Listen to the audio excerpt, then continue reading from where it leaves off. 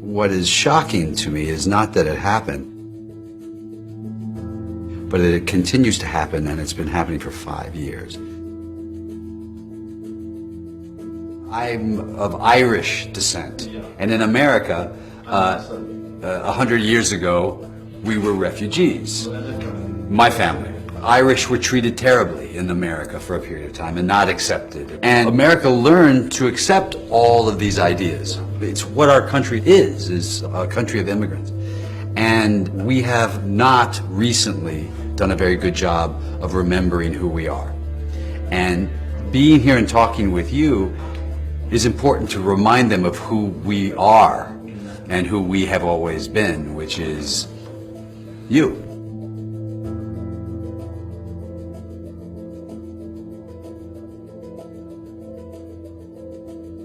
أنا شفت إنسان قتل برصاصة فقد الحياة وإحنا عم نطلع عليه ما بنقدر نيجي نسعفه أو ناخده مثلا.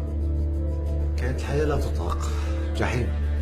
كل ما نطلع بدنا نحبي حبي ونرقد، ما عاد قلت لك يعني ضرب بالقنص ما عاد تطاق. I got arrested for 2 months, 21 days in political prison.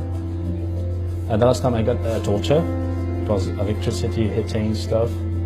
I have every day like many messages on Facebook and all stuff, like don't want to behead me. القصف كان مو طبيعي، اشتباكات بين الطرفين علقانة. قعدت بزاوية صغيرة هيك بجهز حالي نفسيا للموت. كان بيسام عم يرجف هيك وجودي نفس الشيء. معناته انتو ماما ما بدي اياكم تموتوا انتو خايفين، خلص موتي شو ما كانت موتي. بتمنى قلت لهم بتمنى من رب العالمين انه تكون يعني قواص مو ذبح.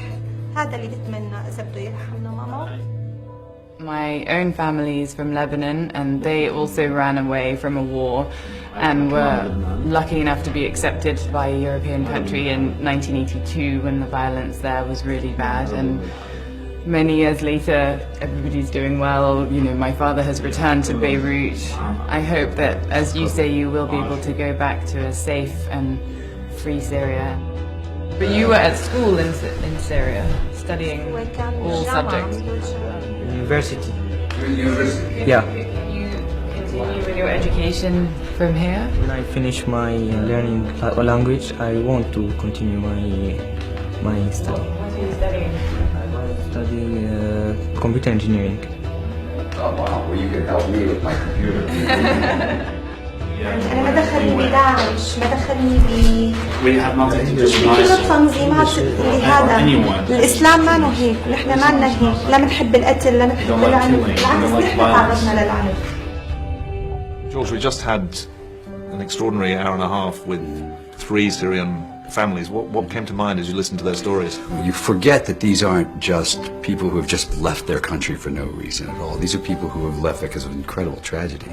And they were people who had real lives, normal lives.